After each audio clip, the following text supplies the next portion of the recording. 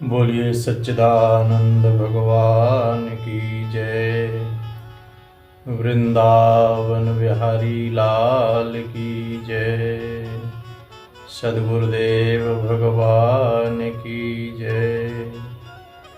गोविंद बोलो हरे गोपाल बोलो। गोविंद बोलो हरे गोपाल बोलो।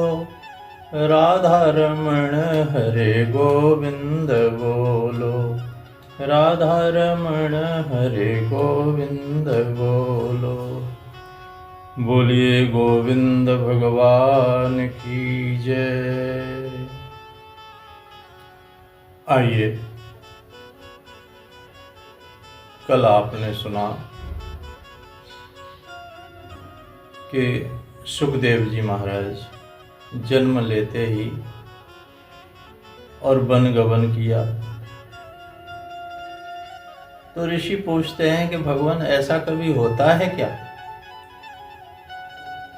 कि बालक जन्म लेते ही जंगल की तरफ चला जाए? ये रहस्यमयी कथा हमें सुनाइए जरूर। ये जन्म लेते ही कैसे चले गए? बालक तो बहुत छोटा होता है, तो सुखदेव जी बड़े पैदा हुए थे क्या? तो कहते हैं हाँ, सुखदेव जी के जन्म की कथा सुनाते हैं। देखो ऋषियों, भगवान सुखदेव गोलोक धाम में राधा रानी के लीला सुख हैं।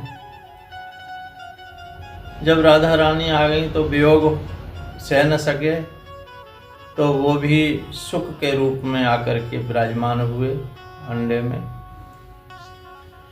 और भगवान शंकर के अब आश्रम में कैलाश में।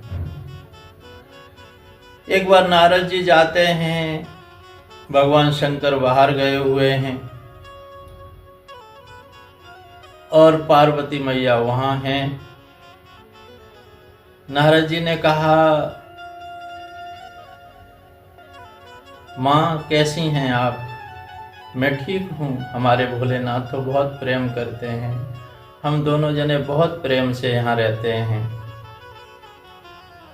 बोले माता, आपकी तो आप जानो, पर संसार में कोई किसी से प्रेम नहीं करता, कोई किसी से प्रेम नहीं करता।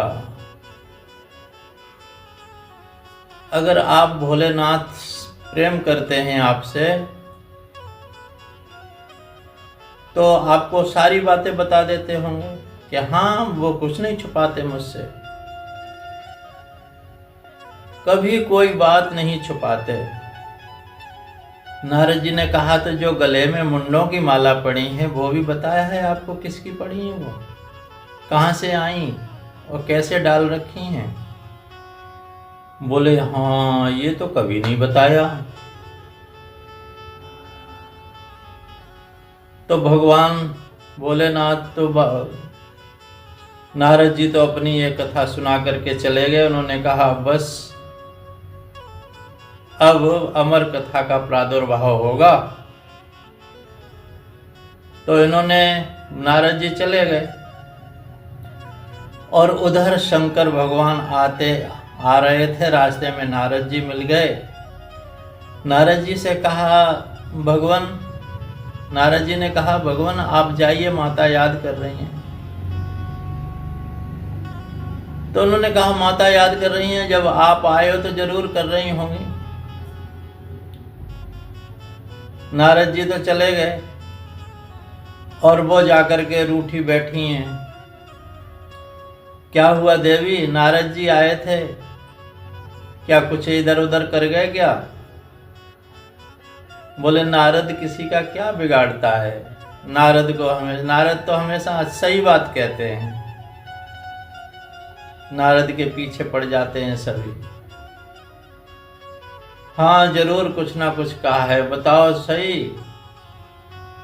तो पार्वती मैया कहती हैं, आप बहुत कपटी हैं। बोले कपट हम नहीं करते देवी, हमने तो कभी किया नहीं कपट। बोले कपट नहीं करते, जो मुंडों की माला गले में पड़ी है वो कभी बताई आपने? बोले देवी आपने पूछा ही नहीं तो बताते कैसे, बताते कैसे? तो आज पूछ रही हो तो बता देते हैं। ये सब मुंड आपके ये हैं, ये हमारा प्रेम का प्रतीक है।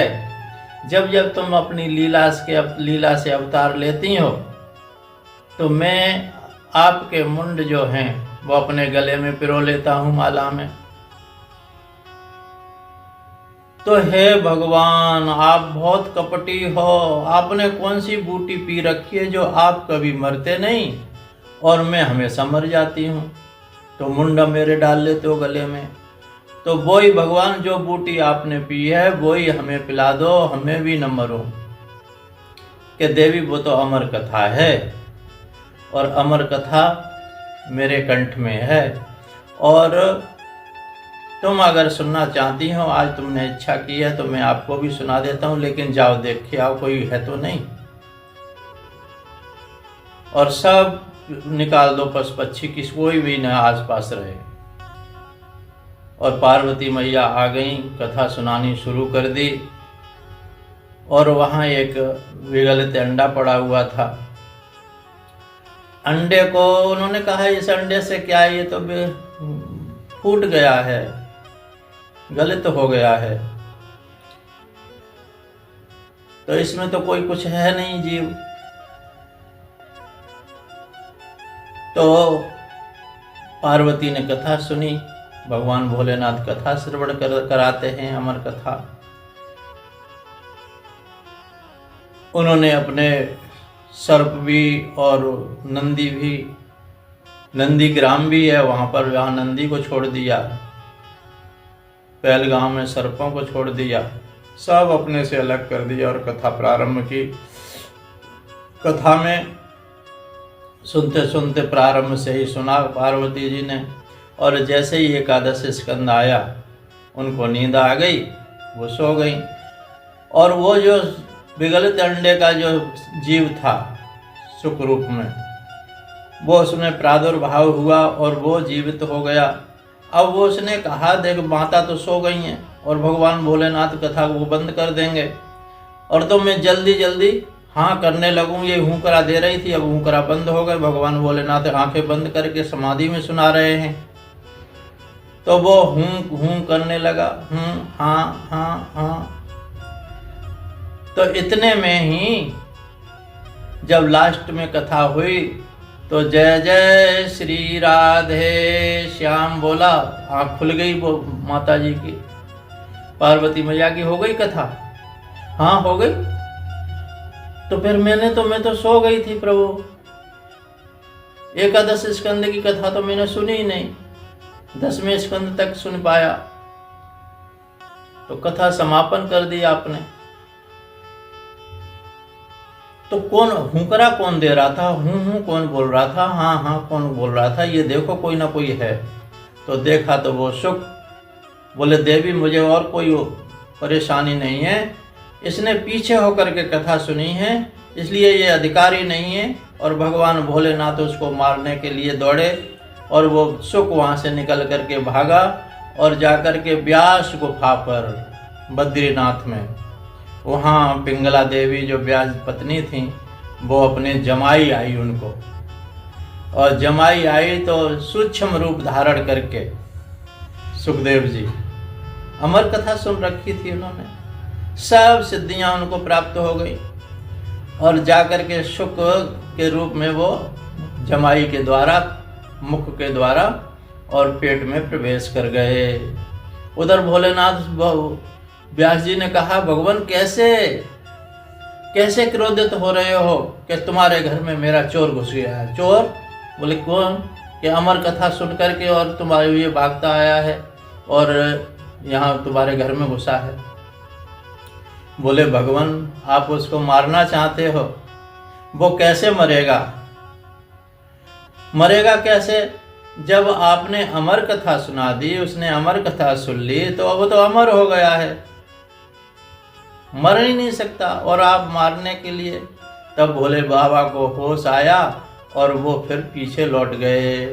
अब सुखदेव जी 12 वर्ष हो गए, 12 वर्ष माता के उधर में ही रहे, और उधर व्यास जी जितने वेद पुराण इत्यादि का पाठ करते, सब कुछ उनको अपने उदर में रहते हुए ही, गर्भस्थ रहते हुए ही सब कंठस्थ हो गया, सारा का सारा ज्ञान सुखदेव जी को। और व्यास जी ने कहा, बेटा अब बाहर आओ, 12 वर्ष हो गए, तुम्हारी माता जी को बड़ी परेशानी होती है, प्रभु मैं नहीं आ सकता, क्योंकि भगवान की माया जो है, आते ही भूमि परत भाट ढावर पानी, जीव जीवन माया लिपटानी, ये लिपट जाती है माया। और स्वयं भगवान आकर के मुझे आश्वासन दें, तभी मैं आकर के बाहर आऊँगा। तो भगवान को आना पड़ा। भगवान ने कहा, बेटा सुख, तुम बाहर आओ और तुम पर माया का कोई प्रभाव नहीं पड़ेगा, मेरा आशीर्वाद है। तब सुखदेव जी 12 वर्ष के बाद में अवतार हुआ, और इसलिए जंगल में गए, जंगल में ही भागते चले गए, कोई मोह ममता किसी से नहीं, क्योंकि सारा का सारा ज्ञान उधर में ही प्राप्त कर लिया था। इसलिए कई ऐसे उदाहरण हैं जो गर्भस्थ में ही उन्होंने, गर्भस्थ रहते हुए ही सारा का सारा ज्ञान प्राप्त कर लिया था। जैसे अष्टावक्र जी, अष्टावक्र जी को भी सब कुछ ज्ञान उनको उधर में ही प्राप्त हो गया था। अभिमन्यु जी, अभिमन्यु को सारा ज्ञान जो अर्जुन जी सुनाते थे, चक्राव्यूह और इत्यादि छत्रत्व का ज्ञान उनको उधर में ही प्राप्त हो गया था। इसलिए जब गर्भस्थ शिशु हो तो माताओं को बड़ा सावधान रहना चाहिए,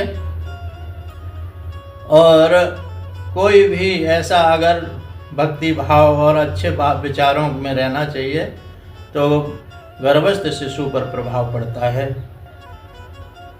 तो ये सुखदेव जी की कथा आपने सुनी, इससे आगे की कथा फिर सुनाएंगे। बोलिए सच्चिदानंद भगवान की जय। जय जय श्री राधे श्याम। हरि ओम तत्सत, हरि ओम तत्सत, हरि ओम तत्सत। सोहम सोहम सो